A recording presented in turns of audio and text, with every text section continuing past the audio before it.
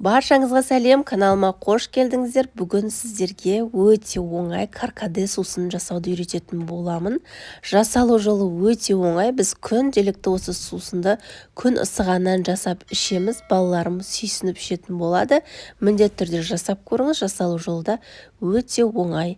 Бізге қажетті осында мята, яғни жалбыз, бір дана апельсин және лимон қажет болады. Мен 5 литр суға дайындап жатырмын.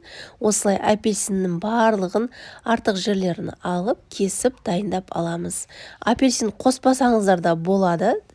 Апельсин кішкене дәмді болу үшін қосып жібердім. Тек лимон, мятамен де жасасаңыздар керемет болып шығады. Мен 5 литр суға осындай лимонның жартысын салдым. Бізге ең қажетті дүниенің бірі ол каркаде. Кез келген дүкенде сатылады, шай сататын жерлерде болу керек. Осындай гүл болады. Бұны міндетті түрде жуып қолданасыздар. 5 литр суды қайнатып аламыз. Қайнап шыққаннан кейін жаңағы дайындап алған апельсин, лимон, осындай 3 тал мятаның барлығын салып жібереміз.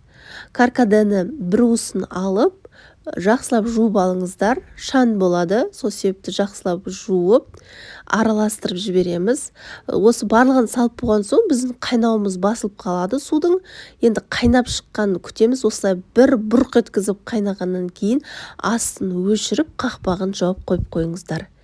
5-10 минут өткеннен кейін осылай лимон, барлық керек емес заттардың барлығын сүзіп аласыздар.